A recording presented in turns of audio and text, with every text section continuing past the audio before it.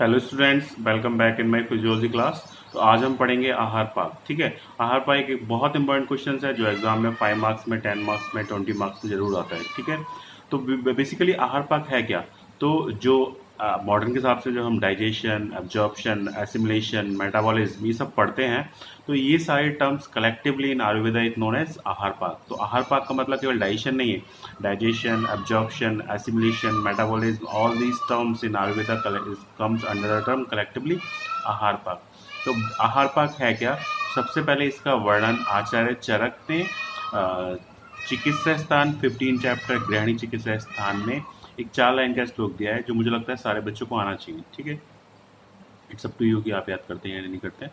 तो श्लोक क्या कहता है? श्लोक कहता है अन्नम आदान कर्म तु प्राणम कोष्टम प्रकर्षते तद द्रवे भिन्नम संघातम स्नेहेन मृदुताम गतम समाने नाव धूतोर अग्नि उदर्रे पवनेवतु काले भुक्तम समम सम्यक पचत आयु विवृद्धे। ठीक है। तो श्लोक क्या कहता है? श्लोक कहता है अन्नम आदान कर्म तु। ठीक है। तो अन्नम मतलब भोजन, आदान कर्म मतलब डेग्लूटिशन की प्रोसेस जो कि प्राणवायु का आदान कर्म है। तो अन्नम आदान कर्म तु प्राणम। तो आदान कर्म तु प्राणम। तो आदान कर्म किसका कर्म है? प्राणवायु का। तो अन्नम आदान कर्म तु प्राणम कोष्टम प्रकर्षते। कोष्ठ मतलब एब्डोमन, कोष्ठ में प्रकर्षते मतलब ले जाता है। तो अन्न आदान वायु के, अन्न आदान कर्म के द्वारा जो किसका कर्म है? प्राणवायु का। कहाँ ले जाया जाता है? कोष्ठ में ले जाया मतलब प्रकर्षते। तो अन्न, अन्नम किसके द्वारा? आदान कर्म के द्वारा। किसका कर्म है? प्राणवायु का। कहाँ ले जाया जाता है? कोष्ठ में ले जाया जाता मतलब प्रकर्षते। तो अन्न आदान कर्म प्राणवायु कोष्ठ प्रकर्षते। तो अन्नम आदान कर्म तु प्राणम कोष्ठम प्रकर्षते। तो अन्न जो है वो प्राणवायु के आदान कर्म के द्वारा कोष्ठ में ले जाया जाता है। तो डेग्लूटिशन की जो प्रोसेस है वो डेग्लूटिशन एक रिफ्लेक्स है, वो वॉलेंट्री और इनवॉलेंट्री दोनों होता है। ठीक है। तो वो 3 स्टेज में होता है। तो जो उसकी लास्ट स्टेज है वो इनवॉलेंट्री है। ठीक है। तो ये एक रिफ्लेक्स प्रोसेस है। तो जब हम वात को कंपेयर करते हैं कि नर्वस सिस्टम में जो इम्पल्सेस बहती हैं उनके थ्रू, तो जो प्राणवायु का आदान कर्म है मतलब नर्वस मैकेनिज्म के द्वारा रेगुलेट हो रहा था, तो वो आदान कर्म के द्वारा डेग्लूटिशन की प्रोसेस के द्वारा भोजन, आपने जो भोजन खाया वो कोष्ठ में ले जाया गया। ठीक है। तद, तद मतलब वहां पे उसे कुछ मिलेगा। क्या मिलेगा? द्रव। तद द्रव्य भिन्नम, तद द्रव्य भिन्नम संघातम, तद द्रव्य भिन्नम संघातम। वहां पे द्रव मिलते हैं उसको, भिन्नम संघातम, वहां पे उसको विभिन्न तरह के द्रव्य मिलते हैं जो उसका संघात कर देते हैं। संघात मतलब मैक्रो पार्टिकल्स को छोटे छोटे पार्टिकल्स में तोड़ना। तो जब वो भोजन प्राणवायु के आदान कर्म के द्वारा कोष्ठ में ले जाया जाता है, वहां पे उसको द्रव्य मिलते हैं भिन्न प्रकार के, वो उसका संघात करते हैं। तद द्रव्य भिन्नम संघातम। और वहां पे उसको स्नेह भी मिलता है। तो स्नेह क्या करता है? मृदुताम गतम। तद द्रव्य भिन्नम संघातम स्नेहेन मृदुताम गतम। तो वहां पे 2 चीज प्रोसेस होती है। एक प्रोसेस क्या है? द्रव। तो द्रव क्या करेंगे? द्रव जो है उस भोजन का संघात कर देंगे। क्या कर देंगे? संघात। और स्नेह क्या करेगा? वो उस भोजन को मृदु कर देगा। ठीक है। तो जब खाना बोलस बन गया, बोलस बनने के बाद जब वो स्टोमक में पहुंचा, तो स्टोमक में 2 चीजें मिलेंगी, एक म्यूकस और दूसरा HCl। तो म्यूकस क्या करता है? उस भोजन को सॉफ्ट बना देता है। जो अगर सपोज आपने जल्दी जल्दी खाना खा भी लिया है बड़े बड़े बाइट से, तो वो उस म्यूकस में मिलके बहुत ज्यादा सॉफ्ट हो जाते हैं। और जो जो सॉफ्ट वाला मैटर है उस पर HCl काम करता है। तो HCl के काम करने की वजह से वो भोजन के जो मैक्रो पार्टिकल्स है वो माइक्रो पार्टिकल्स में टूट जाते हैं। तद, तद मतलब वहां पे द्रवे भिन्नम, द्रव भिन्नम क्या करते हैं? वो संघातम। और क्या मिलता है? स्नेहन। वो क्या करता है? मृदुताम गतम। तद द्रव्य भिन्नम संघातम स्नेहन मृदुताम गतम। तो श्लोक क्या कह रहा था? श्लोक कह रहा था अन्नम आदान कर्मा तु प्राणम कोष्ठम प्रकर्षते।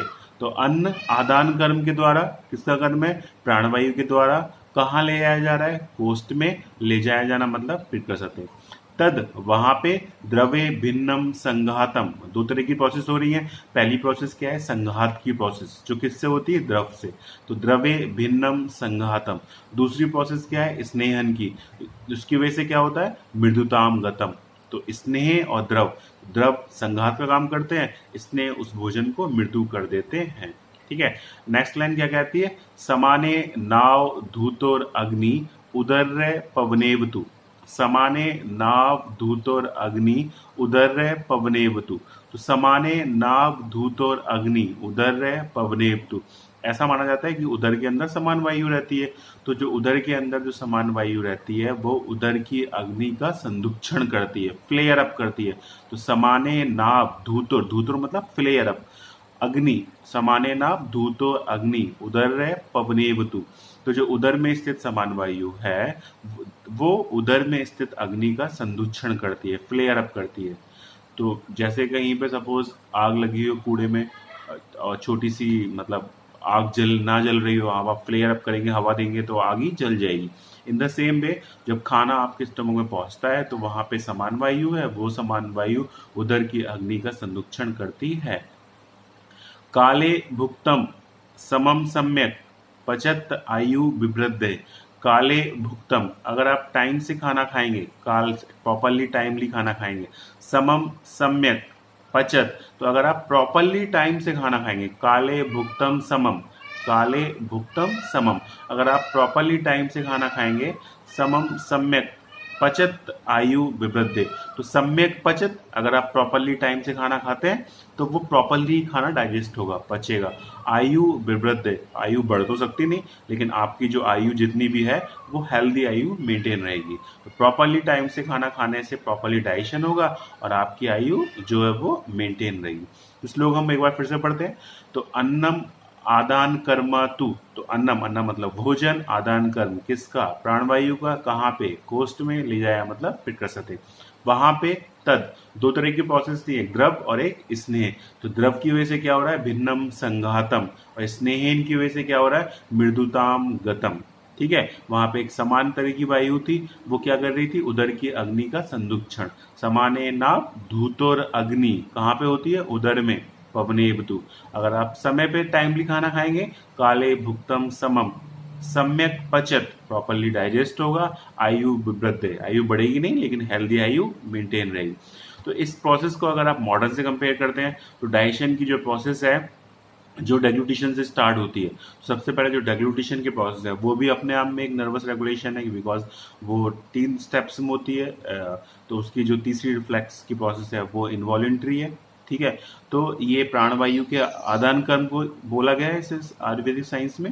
उसके बाद जब भोजन वहां पहुंच जाता है तो वहां उसे स्टोमक में म्यूकस मिलता है और HCl मिलता है। म्यूकस उस भोजन को बहुत सॉफ्ट कर देता है और HCl उस सॉफ्ट पार्ट को माइक्रो पार्टिकल्स में तोड़ देता है। जब वो माइक्रो पार्टिकल्स में टूट जाता है तब प्रॉपर डाइजेशन की प्रोसेस स्टार्ट होती है, और जब वो भोजन आगे बढ़ता है, माइक्रो पार्टिकल्स आगे बढ़ते हैं, तो आपके स्टोमक के अंदर मिसनर प्लेक्सिस और Auerbach plexus, Meissner and Auerbach, Meissner plexus and Auerbach plexus, वो आपके अंदर के इंटेस्टाइनल सिस्टम को, नर्वस सिस्टम को स्टिमुलेट होने की वजह से जो डिफरेंट तरह के डाइजेस्टिव जूसेस हैं वो रिलीज होते हैं।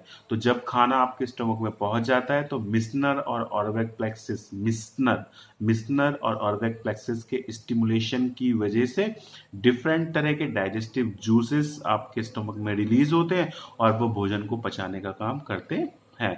तो अगर कोई व्यक्ति टाइमली खाना प्रॉपर टाइम पे प्रॉपर मात्रा में खाएगा तो उसका खाना प्रॉपरली डाइजेस्ट होगा और उस व्यक्ति की जो लाइफ है वो हेल्दी लाइफ उसकी मेंटेन होगी। तो दिस इज द श्लोक, दैट श्लोक वाज गिवन बाय आचार्य चरक इन चरक संहिता चिकित्सा स्थान 15 चैप्टर। ये श्लोक अपने आप में बताता है कि डाइजेशन कैसे स्टार्ट हुआ, डाइजेशन कैसे कंप्लीट हुआ, फिर डाइजेशन अच्छे से हुआ, पचेगा तो उसकी आयु मेंटेन रहेगी।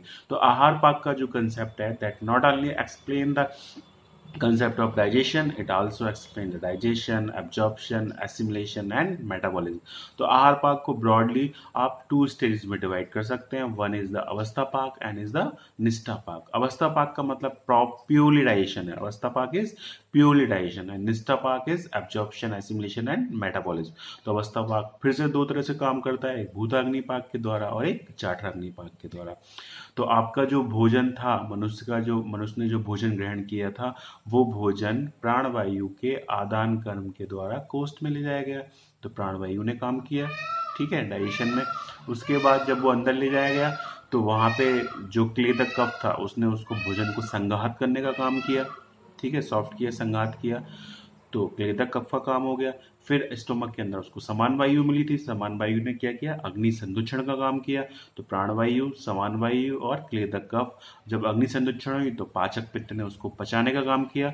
तो प्राणवायु, समान वायु, क्लेदक कफ और पाचक पित्त, these are the basics of the digestion. तो आपको पूछेगा, ये एग्जाम में आएगा कि डाइजेशन में कौन कौन से दोष हेल्प करते हैं. तो प्राणवायु डिग्रेडेशन में हेल्प करती है आदान कर्म के द्वारा.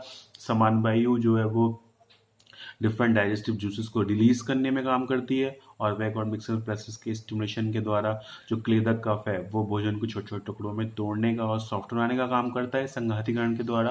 और पाचक पित्त या अग्नि भोजन को पचाने का काम करती है. This is the basic. उसके बाद आहार पाक दो अवस्थाओं में विभाजित है. वन इज द अवस्था पाक and other is the Anishtha पाक. तो अवस्था पाक में 3 स्टेज आती हैं, that is the purely digestion, वो हम कल पढ़ेंगे.